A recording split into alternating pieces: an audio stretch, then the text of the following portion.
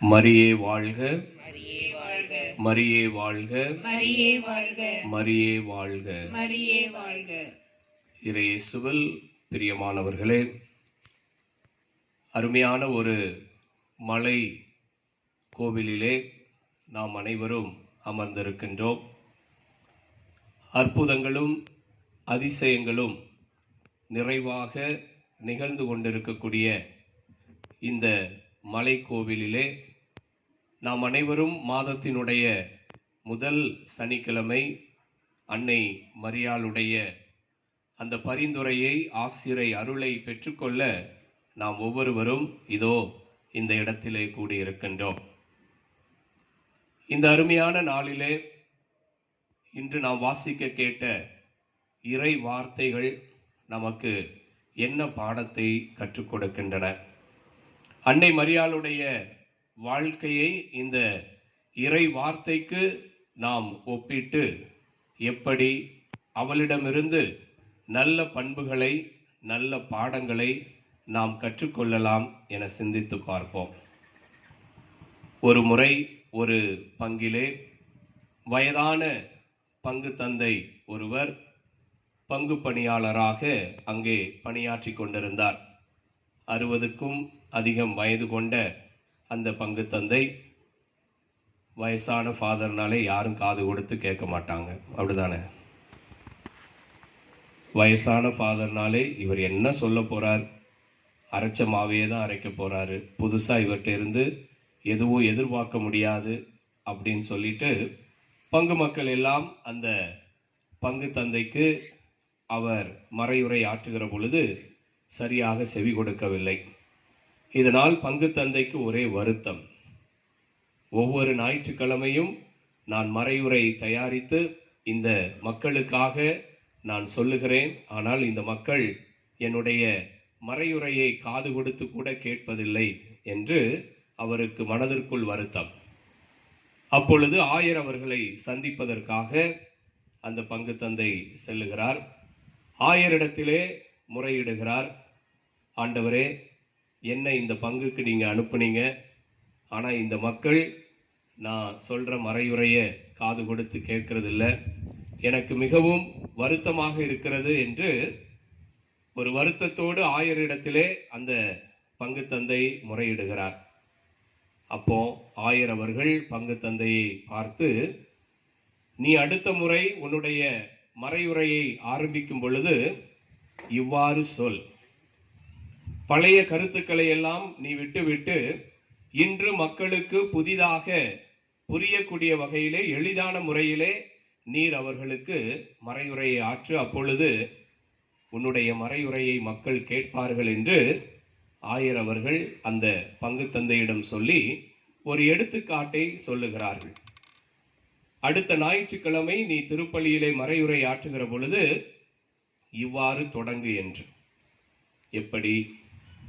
அவள் ஒரு பெண், அவள் ஒரு அழகான பெண்மணி, அந்த பெண்மணியிடத்தில் நான் தினமும் பேசிவிட்டுதான் இரவு தூங்குவேன், அந்த பெண்மணி முகத்தில்தான் காலையில் நான் எழுந்ததும் நான் முழிப்பேன் என்று இவ்வாறு உன்னுடைய மறையுரையை தொடங்கு என்று ஆயர் அவர்கள் சொன்னார்களாம். அப்பொழுது அந்த பங்கு தந்தை, நான் எப்படி ஒரு பங்குல ஒரு பெண்மணியை பற்றி, அதுவும் ஒரு அழகான பெண்மணி, அந்த பெண்மணியிடம் டெய்லி நைட்டு பேசிட்டு தான் நான் தூங்குவேன், இப்படியெல்லாம் சொன்னால் என்னுடைய பங்கு மக்கள் என்ன சாமியாரா இல்லை ஆசாமியா என்று அவர்கள் நினைப்பார்களே, நான் எப்படி இதை சொல்றது? அப்போ ஆயர் அவர்கள் அந்த பங்கு தந்தையிடம் கூறினார்கள், இந்த பெண்மணி வேறு யாரும் இல்லை, அன்னை மரியாள். அன்னை மரியாளை வைத்து உன்னுடைய மறையுரையை நீ துவங்கு, நிச்சயமாக அங்கு இருக்கக்கூடிய உன்னுடைய பங்கு மக்கள் அனைவருமே நீ ஆற்றக்கூடிய அந்த மறையுரையை அவர்கள் விரும்புவார்கள், இறைவனுடைய வார்த்தையை தங்களுடைய வாழ்விலே அவர்கள் ஏற்றுக்கொள்ளுவார்கள் என்று அந்த பங்கு தந்தையிடம் ஆயர் அவர்கள் அறிவுரை கூறினார்களாம்.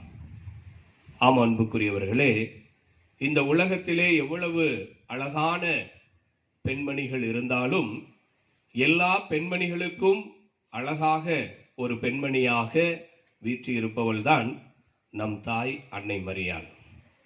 அந்த அன்னை மரியாளை தான் நாம் ஒவ்வொரு நாளும் நாம் பார்க்கிறோம், சந்திக்கிறோம். அந்த அன்னை மரியாளுடைய பரிந்துரையை தான் நாம் ஒவ்வொரு நாளும் நாம் நாடுகிறோம். இரவு தூங்க செல்லுவதற்கு முன்பதாக அந்த அன்னை மரியாளை நாம் பார்த்துவிட்டு அவளிடம் வேண்டிவிட்டு ஜெபித்து விட்டு தான் நாம் தூங்கச் செல்லுகிறோம். உண்மையான அன்னை மரியாளுடைய ஒரு பக்தர்களாக நாம் இருந்தோம் என்றால், அதே போல நமது வீட்டிலே இருக்கக்கூடிய அன்னை மரியாளுடைய அந்த சிறுபத்தை, சிலையை நாம் பார்த்துதான் காலையிலே நாம் கண் விழிக்கின்றோம். அந்த அளவுக்கு அன்னை மரியாளின் மீது நமக்கு ஆழ்ந்த அன்பும் பக்தியும் மரியாதையும் இருக்கின்றது. ஏன் இப்படிப்பட்ட ஒரு பக்தி, ஏன் இப்படிப்பட்ட ஒரு மரியாதை என்று நாம் சிந்திக்கின்ற பொழுது, இன்றைய இறை வார்த்தையோடு அன்னை மரியாளுடைய வாழ்க்கையை நாம் ஒப்பிட்டு பார்க்கின்ற பொழுது, அன்னை மரியாள் கடவுளுக்கு பயந்து வாழ்ந்தவர்கள். சீராக்கின் ஞான நூலிலே நாம் வாசிக்கின்றோம், கடவுள் பயமே ஞானத்தின் தொடக்கம் என்று. கடவுள் பயம் நம் மத்தியில் இருந்தால் மட்டும்தான் நமக்கு எல்லா ஆசிரும், அருளும், செல்வாக்கும், ஞானமும், அறிவும் நமக்கு நிறைவாக கிடைக்கும் என்பதை சீராக்கின் ஞான நூல் நமக்கு எடுத்துரைக்கின்றது.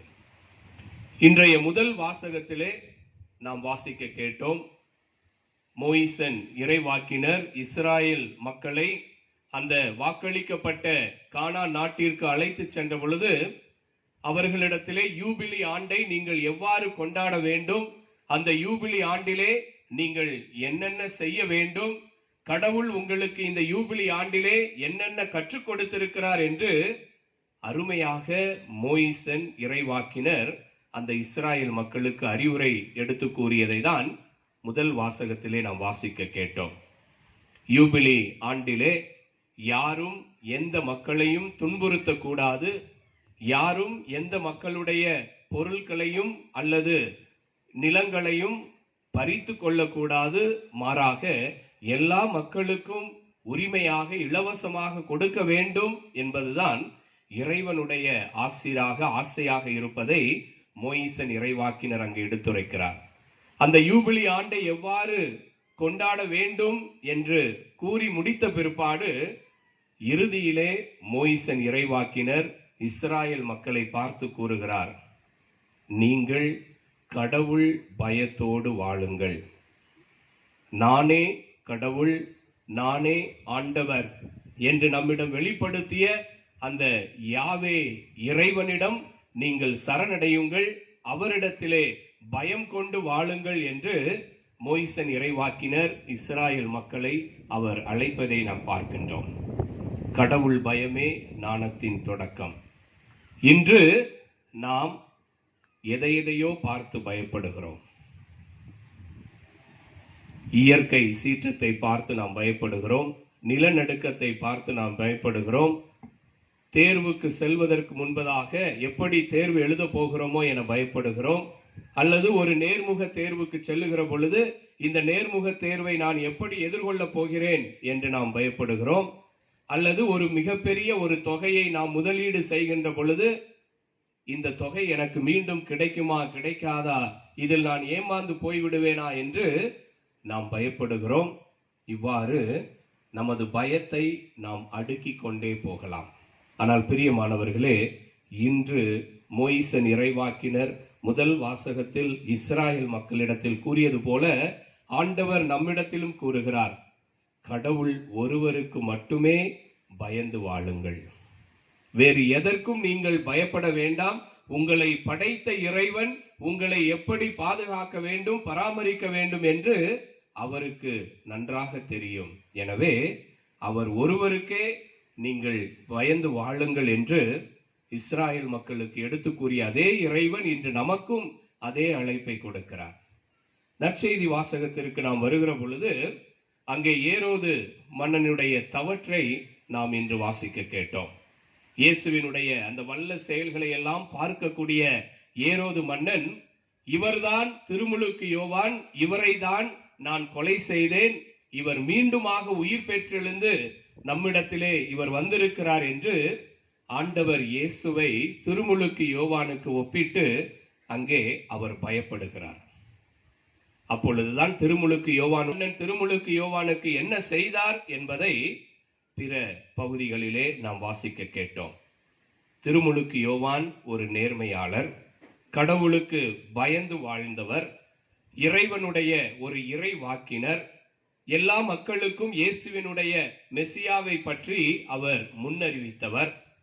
அந்த திருமுழுக்கு யோவான் கடவுள் பயத்தோடு தன்னுடைய வாழ்க்கையை நடத்தியதனால்தான் அவர் நேர்மைக்கும் உண்மைக்கும் அவர் சான்றாக இருக்கின்றார். இதை பார்த்துதான் ஏரோது மன்னன் பயப்படுகின்றார். இவர் உண்மையானவர், இவர் நேர்மையானர், இவரை நான் எப்படி கொலை செய்ய முடியும் என்று அவர் அங்கே பயப்படுவதை நாம் பார்க்கிறோம். ஆனால் வேறு வழி இல்லை. என்ன செய்வது?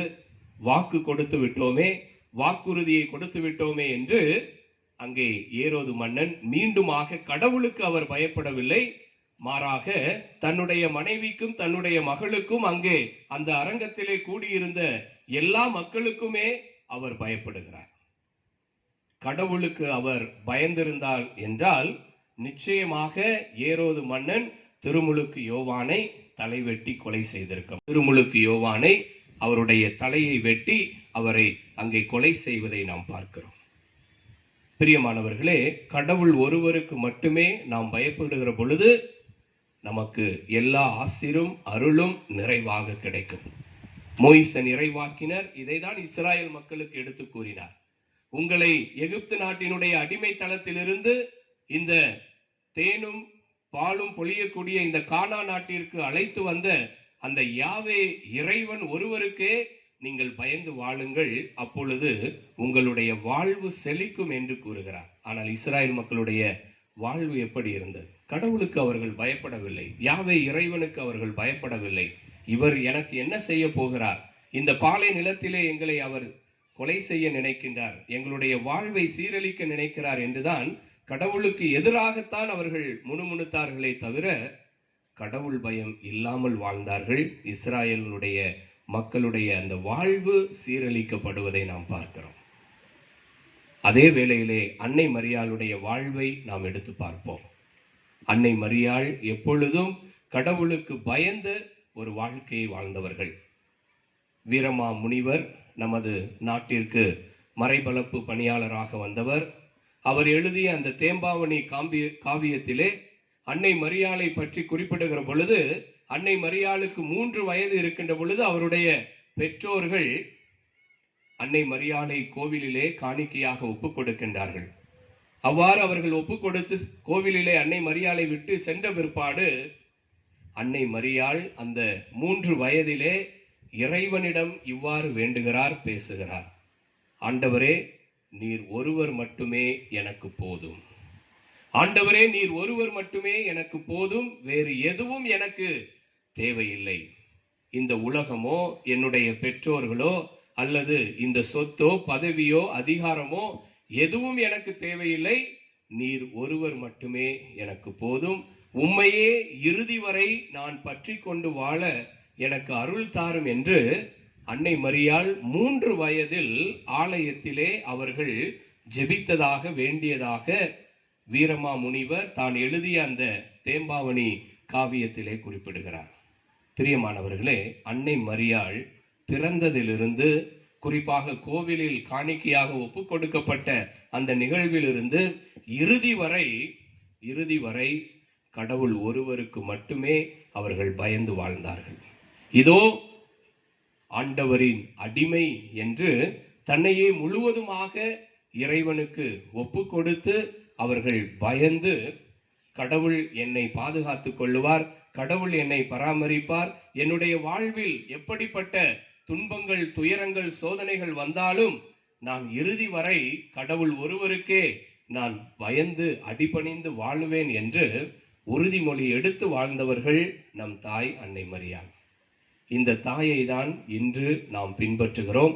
இந்த தாயை தான் நாம் போற்றுகிறோம். இந்த தாயிடம்தான் ஒவ்வொரு நாளும் நாம் ஜெபித்து விட்டு தூங்குகிறோம். இந்த தாயின் முகத்தில் தான் நாம் ஒவ்வொரு நாளும் கண் விழிக்கின்றோம். அப்படி என்றால் இந்த தாயிடம் இருந்த அந்த பண்பு நம்மளுடைய வாழ்விலும் உள்ளத்திலும் நிறைவாக இருக்க வேண்டும். நாமும் எப்பொழுதும் கடவுள் ஒருவருக்கே நாம் பயந்து வாழுவோம். இந்த உலக காரியங்களுக்கோ உலக ஆசைகளுக்கோ பதவிகளுக்கோ நாம் பயப்படாமல், என்னை படைத்த இறைவன் என்னை அனுதினமும் பாதுகாத்து பராமரித்து வருகிறார், அவரின்றி ஒரு அணுவும் அசையாது என்ற ஒரு ஆழ்ந்த நம்பிக்கையிலே, விசுவாசத்திலே கடவுள் ஒருவருக்கே நாம் பயந்து அவர் தரக்கூடிய அந்த ஆசிரையும் அருளையும் நமது வாழ்விலே நிறைவாக பெற்றுக்கொள்வோம். இதற்காக இந்த திருப்பலியிலே அன்னை மரியாளுடைய பரிந்துரையை நாடுவோம். ஆமென்.